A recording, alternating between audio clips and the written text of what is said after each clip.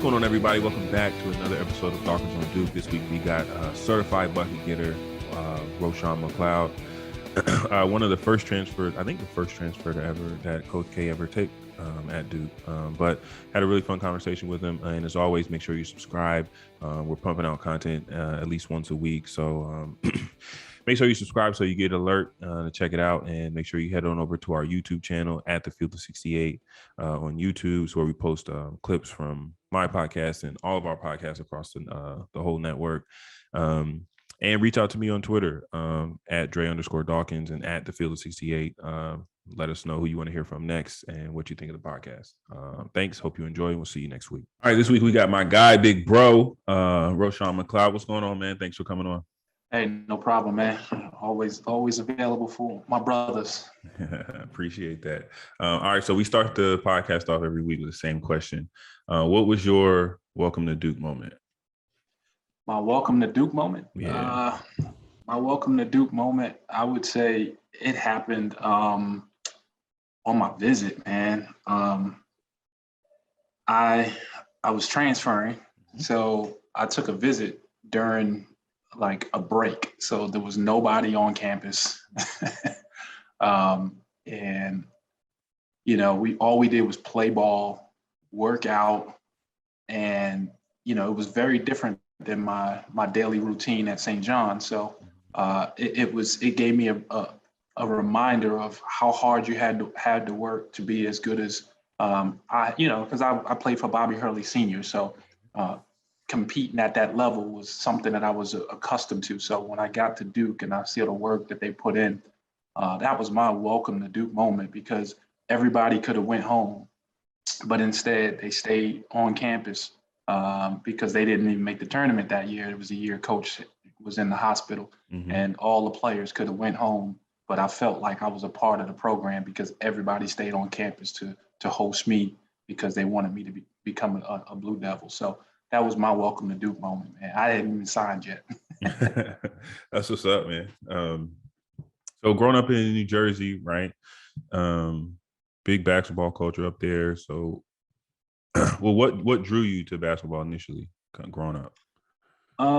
My initial draw to basketball was probably my dad, I would say, because I didn't play basketball until I got to high school. Really? Yeah, I played baseball all the way up to 8th grade, and going into 9th grade was the first year I played organized basketball. I mean, I played on the crates and the schoolyard, but I never played in an actual game where there were referees or anything like that till the summer going into my high school year. And my dad was a huge Patrick Ewing fan, so I became a Knick fan as a result of it.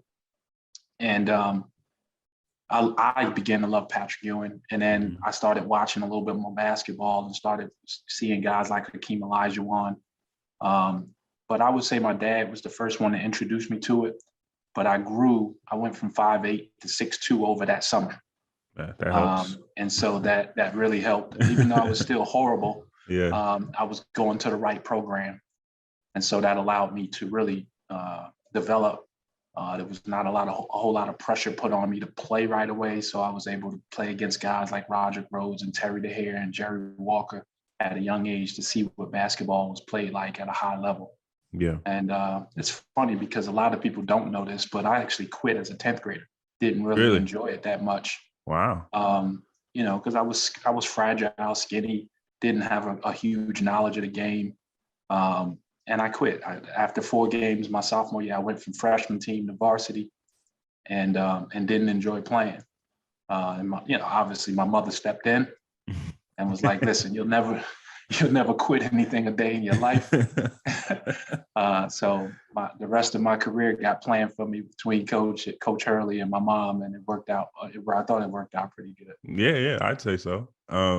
What was it like playing for Coach Hurley at a powerhouse basketball school like St. Anthony? It's really hard to compare it to anything because I didn't know anything else at the time. So I just thought that's the way that basketball was played at a high level. So whenever I went to play at other places during the summer, guys just would be playing around. They would never be serious. And, I was always taught you play at a high level every time you step on the floor. Mm-hmm. And it wasn't until and this is not to pick on St. John's, but during that time I went there to play for Luke Honaseka, but he retired and I was recruited to play for Brian Mahoney, who was the number 2 guy. He ended up getting the head coaching job. So it just wasn't the same. I felt like I got better at St. Anthony's and I had a stunt in my growth at St. John's, and which was the reason I transferred. And my goal was to play for a coach that could challenge me and put me in a position where I was forced to get better on a daily basis. And, you play for the coach, you know how that goes. Absolutely. So what was your recruiting process like out of high school? And it's kind of a 3-part question. What was it like? Who was involved? And why ultimately St. John's? I really didn't. I got my first letter in the summer going into my junior year. We used to play at a gym called White Eagle Hall. I'm not sure if you remember that small gym with the bingo hall that we played out of. And every summer, all the coaches would come play. And this was obviously after the year that I stopped playing. I grew another, 5 inches. That helps throughout the year. So now I'm 6'6", 6'7". And I went from like tripping over my feet to like dunking on everybody.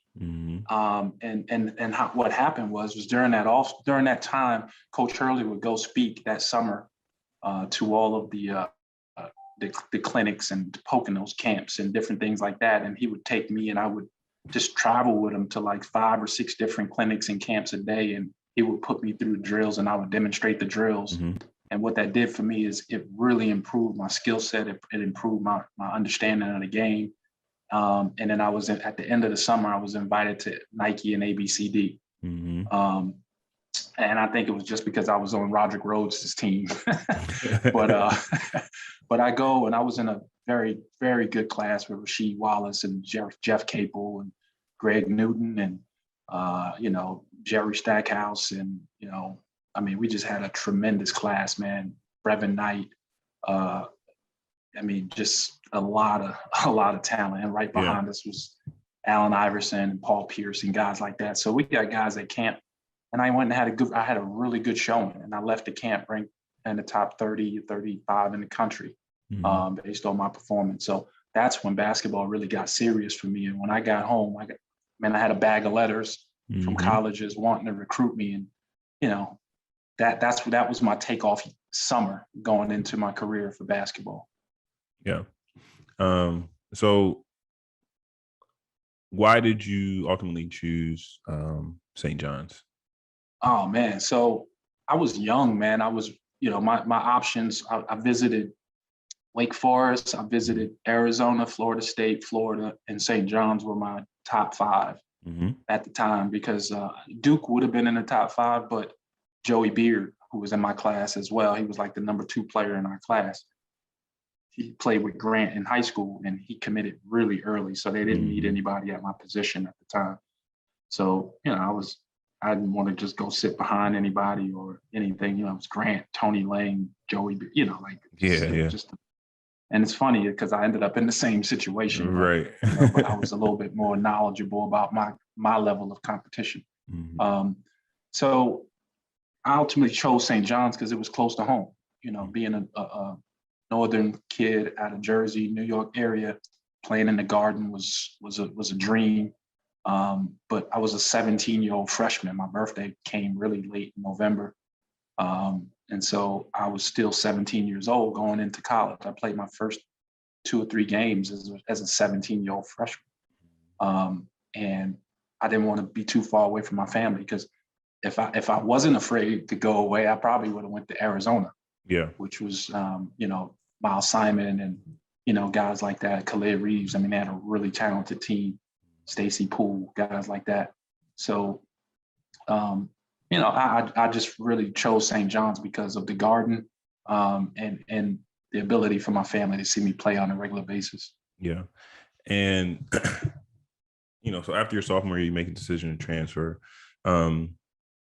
which was nowadays it's like Everybody transfers There all was the time. 130 people in the portal when I transferred.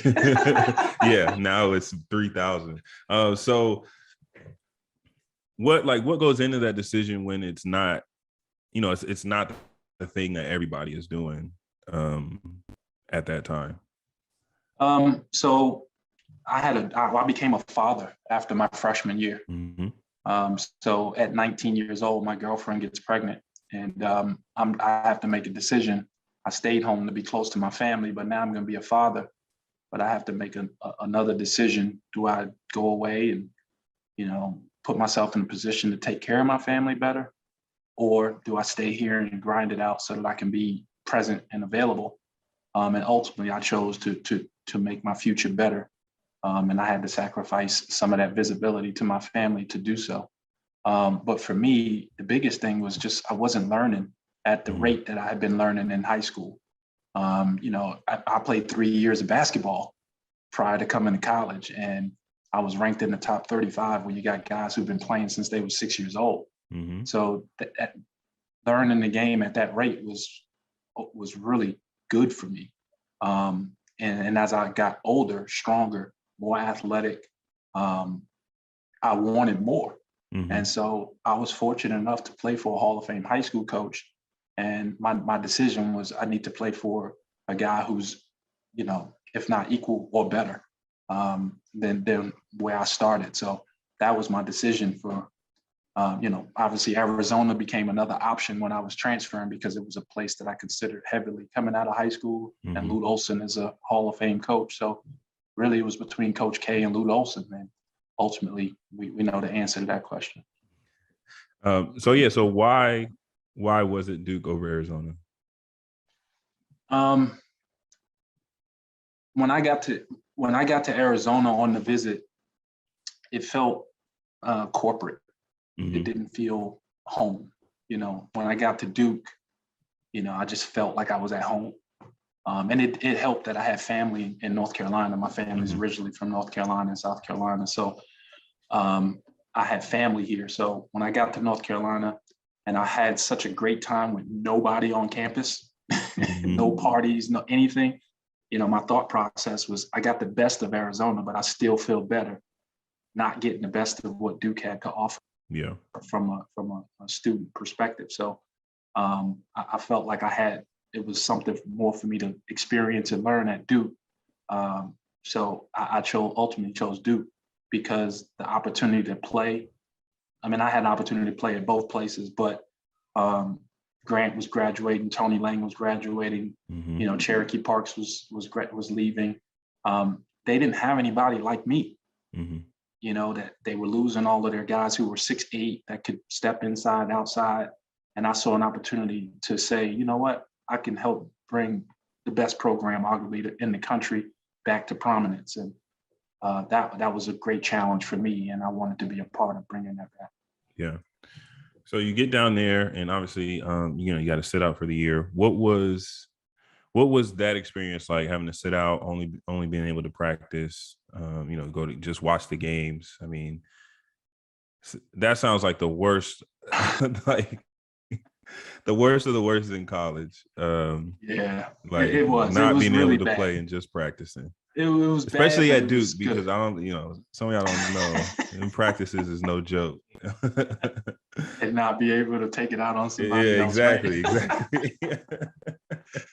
So it was tough, man, because back then they really, because it was such a rare thing to transfer, they didn't really have a whole lot of rules in place to make it comfortable for a transfer. Mm-hmm. They was trying to stop people from transferring most of the time back then. So if you transferred, it really had to be a change for you. And for me, not being able to travel to the away games, not being able to participate in a lot of, the travel to events that, I had to pay for myself to go to the ACC tournament. Like, what? I mean, it was bad. I mean, like I said, I had family there, so I was able to get the tickets, but I couldn't transport. It was a lot of bad rules back then. So it was really difficult, but at the same time, it gave me a chance to really sit down and from a academic standpoint, transfer and get ahead academically. So I was able to have a bigger load as a result of it, get ahead on my studies, so that by the time my senior year came, I didn't have such a heavy load. And the year sitting out, I was able to spread that out a little bit more. So that was a positive that I could take from it. One of the few. Because my first week there, I had a 25-page paper, and I'm like, man, it's a final. Like, what are we doing here? Goodness. Oh man. And that was very, very, very tough transition academically. Yeah. Not to say that St. John's wasn't, strong academically, but it just, compared to Duke, it was easy. Yeah. But so that was the toughest part, was not being able to travel and be a part of the team. And a little story, even though I couldn't travel, I used to play pickup down at the down in Burlington, where my family was living, at the rec center, and they had like a little league going on, and I played in that league, and I didn't know I wasn't supposed to play in the league. Yeah, I'm about to say, I think statute of limitations has run out on that. Yeah, so I think we should be all right. I'll make that disclosure. And I wasn't even aware that I wasn't supposed to play in the league. And so we get to the championship. I mean, I'm averaging like 50. I'm really the only guy on the team, my cousin and like his friends, and they're excited because they're always in last place. Championship game comes around, and somebody calls coach or calls the school, and coach is like, bro, you can't play in it. So I was not able to play in the game. Oh, man. And they end up losing by like 35 in the championship. It had somebody from the other team drop a dime, huh? Oh man, they did. Man. Oh, that's messed up. They didn't want to see me put that 50 ball on them. It was coming. It was coming. Oh man. So that year, do you feel like you're having to just watch the games? Do you feel like you were able to see the game differently once you were able to play the next year, or learn the game a little bit more by watching? Yeah, of course. I spent a lot of time in the film room. When I got there, I was about 248, and first thing coach said to me is, "I need you to get to about 218."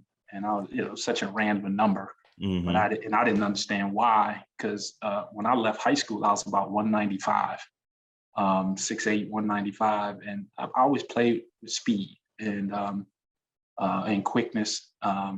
And when I got to St. John's, I played center. And, they would just try to bulk me up because it was the Big East. Yep. And, I didn't understand, like, until I actually got to about 220, 218, the limitations I was under for carrying all that weight. It brought out things that I forgot that I had, in quickness and the ability to get to spots, in a short and quick burst and things like that. So I watched a lot of film from my games at St. John's. I watched a lot of Duke games as to how coach was going to be able to use me as a player. And then I got to work with Quinn Snyder, Johnny Dawkins, Dave Henderson, guys like that who understood the game at a high level. And it really expanded my game from just being a post guy to being able to step out on the floor. And I could always shoot the ball. I just didn't have the confidence to do it. And I wasn't encouraged to do it much at St. John's.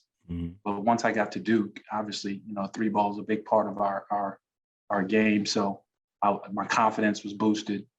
When to shoot, time in school. I learned so many more things about the college game in that year, just sitting out. Like I was able to play in the blue-white game. Yeah. And I had like 25 in the blue-white game, and everybody was like, "Man, this dude can't play." Yeah. We need him right now. Yeah, right. That's all you get. All right, I'm out. I'll see y'all next year. And so that was, just a glimpse of just the things that I was able to learn in that season. And, throughout the year, I always practiced on the second unit as the best player, whoever we were playing against. I got to watch film on them, and I imitated them the best I could so that we could be as prepared as we could. So what that did was it expanded my game a little bit more. Yeah. Imitating Tim Duncan and watching film on him, and, guys who, D'Antoine Jameson, and just having to go over those things and bring those things to practice to prepare us to play. it made me a better player as a result of it. And I would call myself an OG at a stretch 4, you know? Yeah, absolutely. For sure. If I played in this era, man, I'd be worth about 90 million. At least, right? At least. Might be a little more. So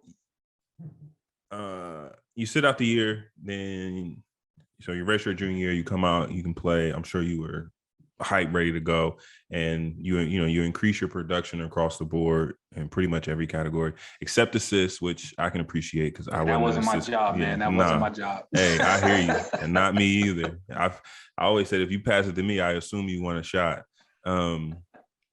So what do you feel like you have figured out to be able to make that jump in production? Just efficiency, like I figured out I love to shoot, obviously.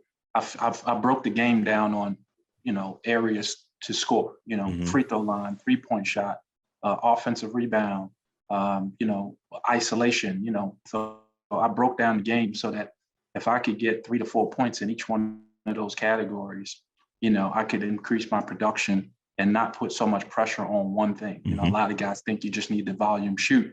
And, if you look at my stats, it was just, I was a high, field goal percentage, 3-point shooter as well. So, I took shots that were in the flow of the game. I really focused on getting my shot in 1 or 2 dribbles, max. I tried to perfect that the best way I could. My footwork in the post, the ability to go up against guys bigger than me and smaller than me and use it to my advantage. So I wanted to be an offensive nightmare. So I just took the opportunity to score in a bunch of different areas of the game, and it increased my productivity. But it also, and then getting in shape, that was another thing that I had lost track of coming out of St. John's. The ability to do more when you have when your cardio is where it needs to be. Yeah. So as I got in better shape, I was able to do more on the court. And even though we had a lot of guys, at my position still, we could always play at a high level in short bursts. So, and then senior year, you go up again. You average 15 and 24 minutes a game. I mean, that's pretty impressive. What was that? Just like that's just what Ro does. Ro just gets buckets when he's on the court. Oh yeah. I mean that was what I became, man. That was kind of my thing. I could score quick, and I can get you 10 points in 12 minutes. I mean that was my thing. But I mean in the ACC, I would say once the ACC started, I probably averaged about 22, 23 points a game in about 28 minutes. So just something that I really, really concentrated on doing was just to be efficient, game in and game out. Like Elton and myself, we would always say to each other, 20 and 10, 20 and 10. That was always our goal every single game, because that it helped our team. If one of us was able to get to a double-double at least. So that was a challenge that he and I would throw at each other. And he was a freshman, so and I'm a senior, so you can imagine what the challenge was in that, man. That dude was really good. So we challenged each other to be efficient, but at the same time, it was something that I've always predicated my game around. Yeah. Speaking of Elton, man, I didn't even have this written down, but man, that freshman class was insane. So it was Elton, Shane, Nate. No, Chris Burgess and Will. Oh my goodness. And the year before that, it was Nate. Oh, okay. Year before Farewell and Mike Chappelle. And I mean, we were talented, man. We were really talented. Nate didn't even get to play as much as he would have he wanted to because of injuries, but it gave Chris Carrawell an opportunity to step up and Mike Chappelle a chance to play as young players. But and then Shane came in, and I mean, we had Ricky, we had Trajan, we had Jeff, my junior year. So we had a bunch of guys at the same position, really that 2-3, and then myself, Shane, and Mike Chappelle and Carrawell, Nate. We could all play that swing forward position, inside out, so we could play together because we were all very, very different to We would have lineups in the game where I would be at the 5, between myself and Shane, and you couldn't guard us. Mm-hmm. And when Elton came in, he just was a bully. Yeah. So right. you're trying to guard guys on the perimeter, and then you got a big bull that comes in, and now how do you make that adjustment? Everybody on the outside of him can knock the 3 ball down. I mean, I think we won at an average of like 30, 35 or 36 points a game. So it was fun to play the way that we played. One guy didn't always go in thinking that he had to be the leading scorer. We would have different guys step up on different games because of opportunities and matchups, and we took advantage of those things. Yeah. That senior year was a really good team, one of the best teams in the country. Only 2 regular season losses. Before we continue with Roshown, let me tell you guys a little bit about our partners over at Bet Rivers Sportsbook. If you haven't signed up with Bet Rivers yet, now's the time because they are offering a $250 match bonus for your first deposit. But what sets them apart is they require just one playthrough to turn your bonus into cash money. With their new Rush Pay instant approval, withdrawing your winnings is safer, more secure, and more reliable. With basketball season tipping off, get in on the action by going to betrivers.com today or by downloading the BetRivers iOS app. Must be 21 years or older. Gambling problem? Call 1-800-GAMBLER. That senior year was a really good team, one of the best teams in the country. Only 2 regular season losses. How do you describe what it's like when you're dominating the regular season like that? Like you said, you guys are winning by 30 points. And it's not like you're playing cupcakes, you're playing some of the best teams in the country. So what was that like? I mean, I'm sure obviously confidence is just probably through the roof when y'all walk into the gym. Yeah, confidence was key, and coach was a big part of instilling that in us. I mean, he made sure that we didn't, you've heard the analogy, don't be a fat cat, So he made sure that the more success we had, the more we got challenged. So if we would win by 30 and, we'd get a film on the reel back in the day, when the reel come out, somebody getting clowned. So whoever played the best, he would just take all your bad highlights and put them all together and be like, you stink. Sounds about right. And so it challenged you to be better, and when you don't want to be the guy that doesn't step up to the challenge, because it was so many guys at the same position. Although it seemed like you were,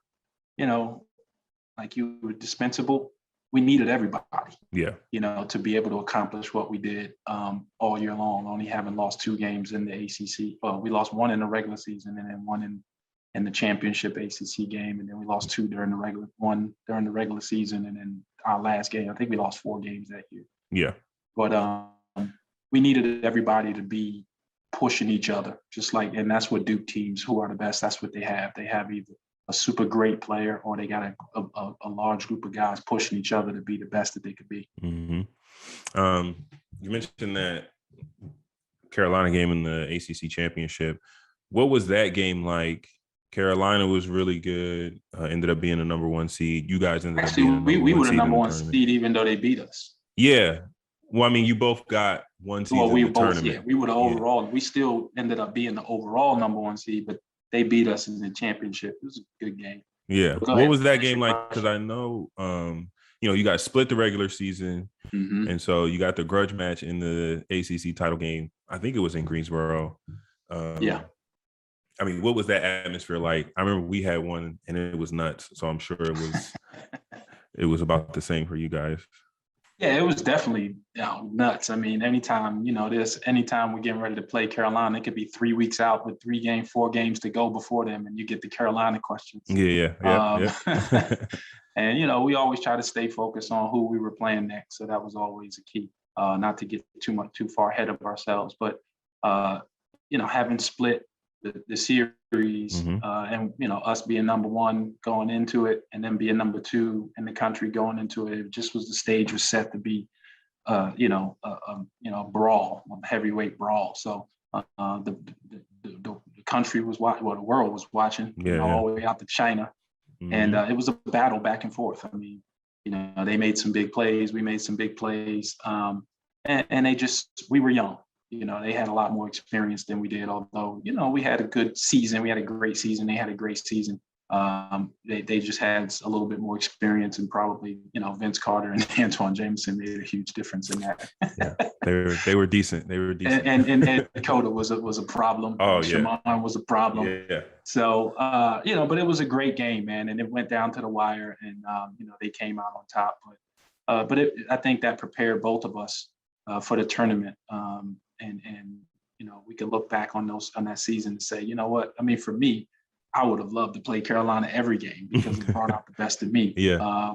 You know, and people always ask, man, what that game was like, just like we're talking about it now. The only way to describe it is you got to be in it. Yeah, you got to play in it. Yeah. You got to play in it because before I played in it, I hadn't, and I watched Bobby play in it his whole 4 years. You know, I sat in the game. The year that I sat out, I was on the bench. But until I actually played in the game, I had no understanding about how different that game is than every other game. Oh yeah.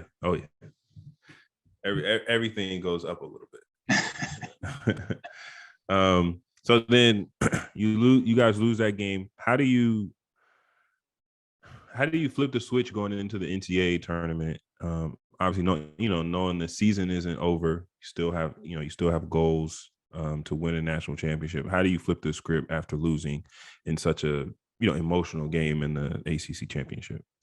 Well, just from a confidence standpoint, we felt like even though we lost the game, we were still the best team in the country. I mean, I thought we thought, especially once we got Elton back. And another reason I think, you know, they came out on top in that game, the excitement in the first round of Elton coming back, you know, propelled us over the top. And, you know, I don't think he was in as great a shape and ready to play physically as, you know, everybody, as he showed. And that hurt us a little bit in that game. But once that game was over and we got that out of our system, we took it upon ourselves to make sure we were more ready than ever as a unit. Practices got a little bit more intense. Guys would stay a little bit longer, work on things. More video came into play against the teams we were going to match up against, and our focus went to another level. And as a unit, we were on the same page. And I think that going into the tournament allowed us the confidence that we exuded. I mean, first game, you know, we played Radford, I believe, or something like that. And we ended up winning by like 45 or something like that. In the first half, I think I had more points than they had as a team in the first half. So I thought I was going to get 50, but I didn't play in the second half. You know, our coach would get you with that one. I was like, I'm getting 50 this game. I think I was winning like 22-19 in the first half. And I started the game in the second half. I scored one bucket. Coach was like, "You're out of there." That's enough. That's enough. We need you, bro. We need to save some of that for the next series. And then I think we ended up playing Oklahoma State, who had Robish and you know, they had what's the guy's name? Doug Gottlieb at the point, Desmond Mason. I mean, they were really good too. And we played them in the second round. And there was a dogfight. And I almost had a triple-double that game. I finished for like 28, 14, and like 8 assists. It was like my highest assists. You spread those out over the season. I was about to say 8. That's about 6, 7 games for me. They double-teamed me, man. So I had to pass it a little bit. You had no choice. Here. Double-teamed me with a 7-foot and a 6'11" guy, man. So I was like, but, you know, it's funny because, you know, this talks to, you know, the understanding of coach with this game. He knew that the double team was going to come. By this time, I'm playing at such a high level. I mean, I put myself in the draft by this point. I'm a first round pick by now. And he told me before the game, he said, "You're going to get a double team. And this is what I need you to see. And this is what I need you to do." So when I saw the double team coming for the first time, it was like deja vu. And I was able to react and really just, you know, it looked scripted. And I was able to pick them apart. And, you know, guys hit shots and I was able to get it out, get it back and go quick one-on-one, you know, just a lot of little nuances of being able to, you know, put yourself in better scoring opportunities. So yeah, it was great. And then you end up losing by 2 and you lead into Kentucky, up 10 at half. What No, we went up by 17 with 9 minutes to go. What happened? I got in foul trouble. They Uh, called two. I mean, I watched this game like 7,000 times just to see what they saw, man. And I took a jump shot. I had two fouls, and I took a jump shot on the baseline, and I think it was Hashimu Evans slid under me on the baseline, and they called the offensive foul. And the shot went in, I was like, how do you get an offensive foul on a jump shot? It was like a 12 to 15-foot jump shot on the baseline, and they called up, and so that was my third foul. And about a minute later, I'm setting the high ball screen, and Jeff Shepard flops, and they call, and I was like, not using the language I used. Yeah. He effing flopped. Yeah. And you could just see him smiling, with the little grimace on his face, like I got him. So I was on a roll by that time. I started scoring some points, and everybody was kind of in sync. And when I got in foul trouble, it just kind of changed the flow of the offense. Because even though I didn't shoot the ball well, I got really good shots, and the ball still moved, and it made other people. It gave them an opportunity to get wide open shots too. And they for some reason, man, they just didn't miss a shot in the next 7 or 8 minutes. Yeah. And, the guys like Cameron, who didn't even score yet in the tournament, was hitting shots. Yeah. I know that feeling. Pageant is hitting shots, and it's a battle back and forth. They fight back. And so the last probably 5 minutes of the game was a 2 1-point possession, back and forth. And we go up by 1. And then, they ended up hitting a big 3-point shot to put them up by 2. We come down, make a free throw, and then we have to foul, obviously, because they hit a free throw. And, I hit a 3 at the end. We were down. We were down 4. I thought we were down 3. I thought I tied it, but we were still down 1, and we had to foul, and then they ended up hitting another free throw. Wayne Turner was just amazing at the end with his ball control, and we ended up losing the game by 2. Man, I don't think I've ever cried because of a game. It's my last college game. Man. I balled out. It was just heartbreaking. Yeah, I've watched that game 1,000 times to see those calls, man. And it just was horrible. Still disagree. Yeah, you want to meet the referee at the car, man.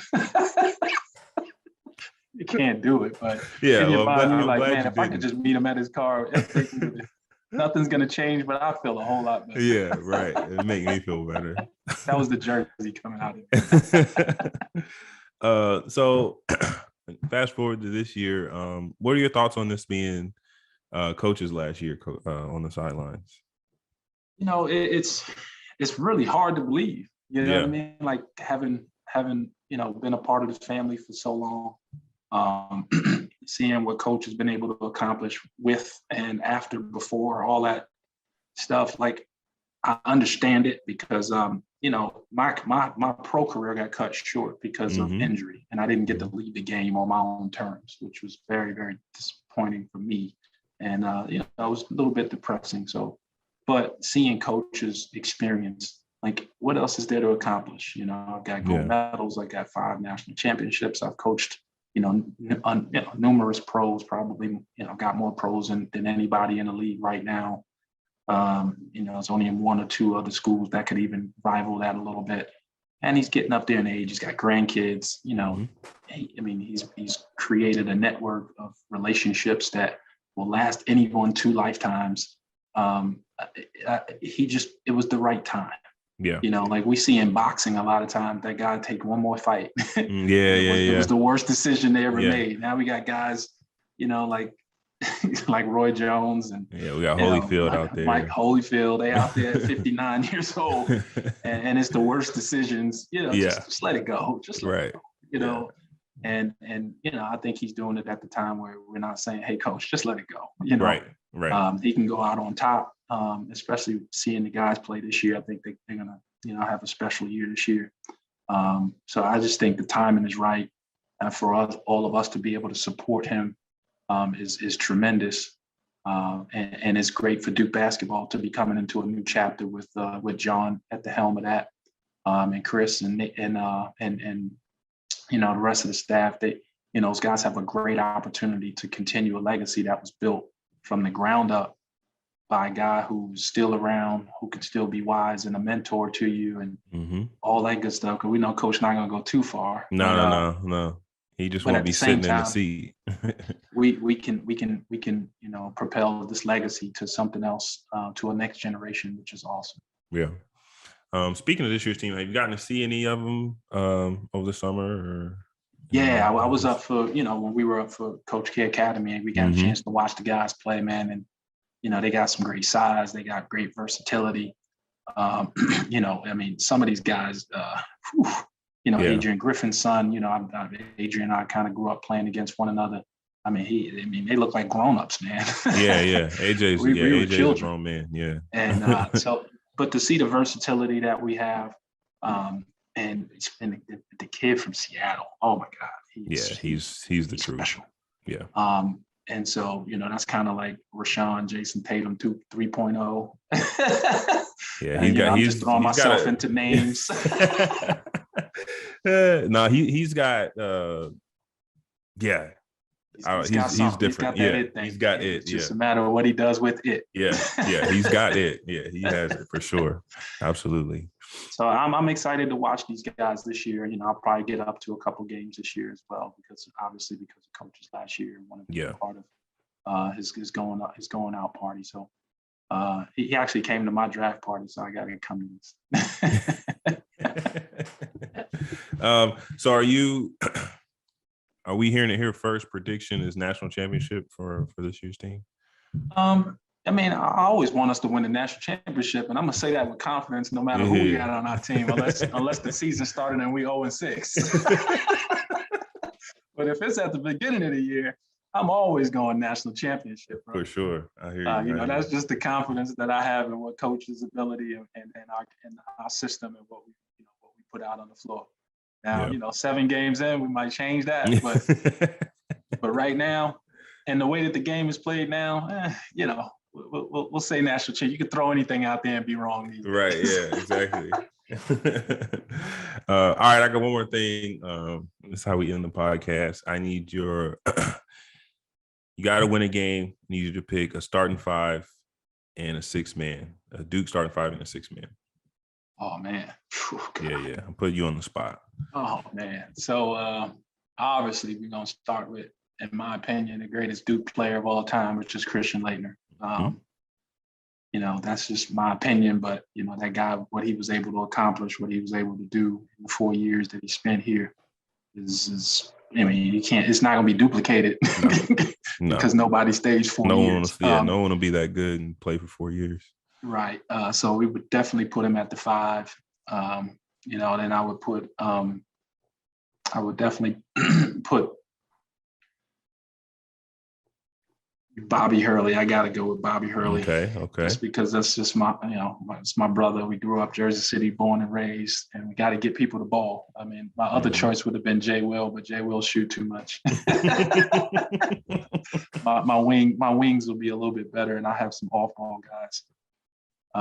This is scary because I got 3 guys from the same team. Grant Hill, with his versatility. Then I would go with Johnny Dawkins. Oh, okay, OG. Because having a guy who can score at the just at the level that he could score, but also be able to play the point when Bobby goes out the game at a high level. And then I would probably say Shane Battier because of his versatility to guard multiple positions, to be able to guard all 5 positions as a college player. Yeah. Technically, but he's able to do some things defensively to give us a little bit more versatility. And then you got Grant, who was a high-level defender, long, well. And then coming off the bench, I would probably say JJ Redick. Because if Bobby comes out the game, we move Johnny to the point, and now we got another, scoring monster. That would give us some points in bunches. And with Shane and in Grant on the wings, we could cover him defensively, even though he ended up being a better defender in the pros. yeah. But he wasn't a liability. So that would be my 5, and JJ would be my 6th guy. I think that team could beat most teams that anybody would put together. No, that's a hell of a team. That's a good team. I think that's one of the better ones I've heard put together. That's a good team. Yeah, I mean, it's everybody can score, everybody can guard. You can move guys around. Even Christian at the 5 spot. I mean, he's just a problem. He opens up the floor to give Johnny and Grant the ability to slash. And the passing on that team to me is unbelievable. Guys, we might have to, outside of Johnny and JJ, we might have to yell at people to shoot the ball. Passing is so good. Yeah, well, that's why JJ's coming off the bench. When somebody not shooting, you gotta have it. He'll come in there. And you won't have to tell him one time to shoot it. That'd be no problem. His freshman year, I watched him play pickup his freshman year. Dude scored, he scored all 7 points. I said, if you ever pass the ball, I'm gonna beat you up. Well, I guess he took you up on that. Yeah, he did. He did, and he wore number 4. So I'm, like that's my number 4 buddy. Yeah. And I told him, if I played here 4 years, you probably wouldn't got to wear that number. So I'm giving you some good advice too. Yeah. Well, he held it down. He said, you didn't get to play 4 years. I'll play 4 years and put it up, and that'll be it for number 4. There you go. Man. What else I got, man? I appreciate the time. Always good seeing you, my brother. You know it, man. Anytime you need me, all you got to do is shoot me a text, pick up the phone. I'll be here for you, man. For sure. Appreciate it, man. Take it easy. All right. Love.